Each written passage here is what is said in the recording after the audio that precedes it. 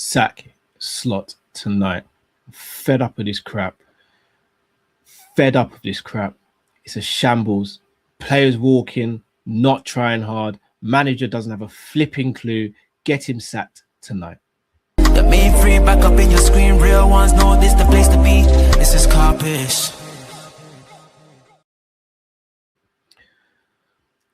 Bournemouth 3, Liverpool 2.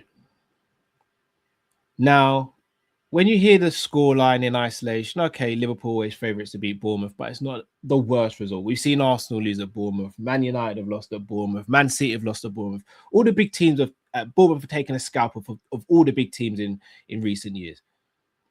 But when you go 1-0 down because your captain decides to be so nonchalant that not only do you concede a goal from it, you also lose one of your centre-backs to it, alarm bells should start ringing.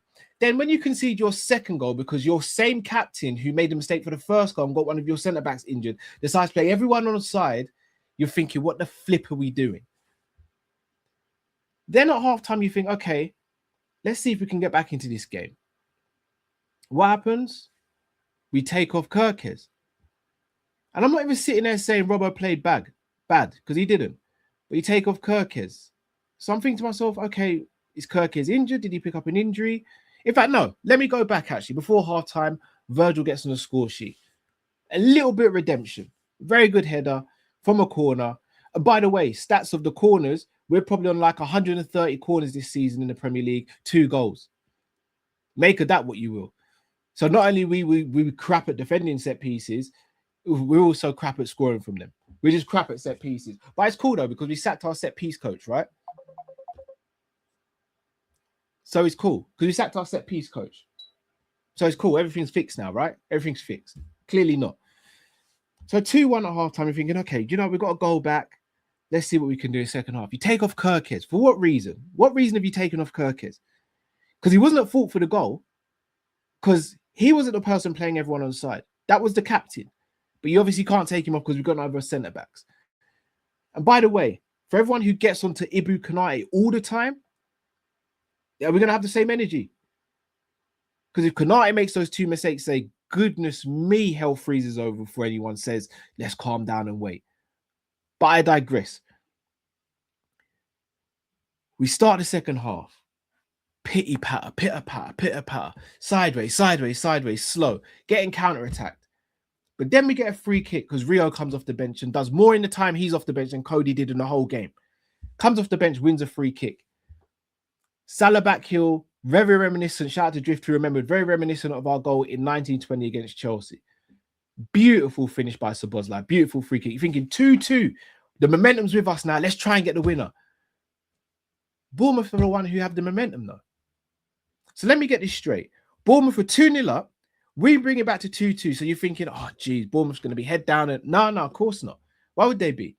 We're the one that go into a shell. We're the one who starts to play like cowards. And then what happens? Long throw in. Just about clear our lines. Another long throw in. And what happens again? Soft as baby crap. The ball ends up in the back of the net. Virgil's remonstrating to the ref, talking about a foul. I'll be honest, I've seen it a few times. I don't see a foul in there. I see a bunch of Liverpool players not willing to be strong enough and combative enough to stop these set pieces. Long throw-ins, guys. It's not like we're dealing with Rory Delap, you know. Shout out to the younger viewers. Rory Delap basically was like a cheat code from throw-ins. Everyone's doing long throw-ins now. It's not like anyone has a specialist.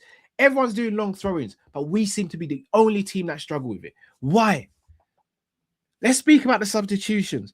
You take off Kirkes for Robbo. So you bring on a less attacking-minded fullback. Then you take off Frimpong, and then you have a combination of Jones or Szoboszlai at right back. Again, what are we doing? We've already got Endo at the back, which shouldn't have happened, but it has happened. The midfield, you take off McAllister, who was actually one of our better players before he came off. Grav stays on for God knows what reason. And then Ekitike comes on kind of late, can't really get into the game. Formations changing, it's just vibes at that point. And I'm meant to sit here and go, yeah, this manager gets into this summer. He gets until the summer. So let me get this straight. We're not going to back the manager because we don't seem to trust him, but we're also not going to sack him because what's the point in that? Oh, let me guess. There's no one available. Oh, but Xabi Alonso just left Real Madrid. So is he available? Of all the people who shouted and said how stupid I was saying, oh, Gerrard this, Gerrard that, would any of you take Gerrard as interim manager right now, or is it still a stupid shout? Is it still a stupid shout? Because I guarantee you, we don't get roughed up like we do with Gerrard as our manager. We don't get pushed about and taken for dickheads if Gerrard's a manager. But no, it's cool. It's cool. We'll all just sit here and we'll just let a season go to waste, right? We'll let Virgil's season go to waste. We'll let Salah's season go to waste. So Bosley's season, McAllister's, Gravenberch, Kirk's. We'll let all these players' season go to waste. Why? Because we don't want to react. Because we're too bitch made to do anything right now. I'm sick of this crap. From the 1st of September, when Gahey didn't get over the line, we've needed a centre-back. We are now in the 24th of January and still no closer to signing a centre-back. From the 1st of September, we know we needed another wide player. We are no closer to signing a wide player. We are going to run the rest of this season with the crap that we have. The manager should be gone. The manager should have been gone from November. The manager's still here. He's still here. What's the excuse?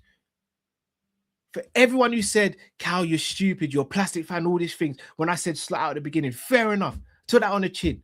Took it on the chin. I know I went early. That's fine. But am I still stupid now? Or is it the owners, is a hierarchy who are stupid now?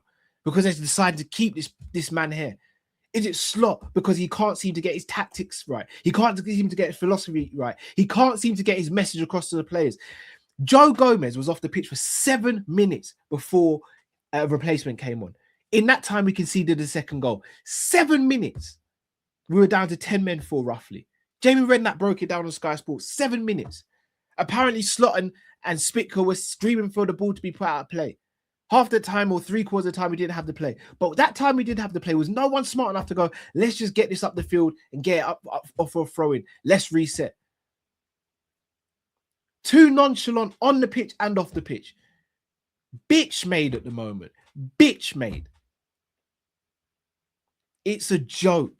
I have never seen a Liverpool team with the talent that we've got be this bad. I will sit here and I'll say it with chest. This is worse than the Hodgson era. This is worse than the Hodgson era. And shall I tell you why? Because Hodgson didn't have the wealth of quality that we have now. Hodgson had 2 top players at the time. Gerrard and Torres. And Torres' legs were going. Agger was quality, but he was succumbing to the injuries. And Carragher was good as well. You could maybe go 4 players in that whole squad. You could go, yeah, they'd get into most Premier League teams. We have about 10 or 11 that would get into most Premier League teams. But yet and still, we're struggling to even be in the top 4. If Man United win tomorrow, we're screwed. If Chelsea win tomorrow, we're screwed. Hey ho, listen to this. If Villa win tomorrow, we're screwed. All these teams around us can pick up points and we just sit in there. We ain't even hit 40 points. Are we even going to reach safety this season? I am done with this crap. FSG, Richard Hughes, Michael Edwards, make a flipping decision. Have some balls, have some cojones, sack this manager, do what it takes to get Xabi Alonso in, or do what it takes to get in the manager that you guys want to bring in. But either way, fix it. Because it's piss poor right now. I'm not even going to ask you guys to like and subscribe. It's up to you guys if you want to. I'm not going to do that. It's up to you guys because watching that today, absolute joke.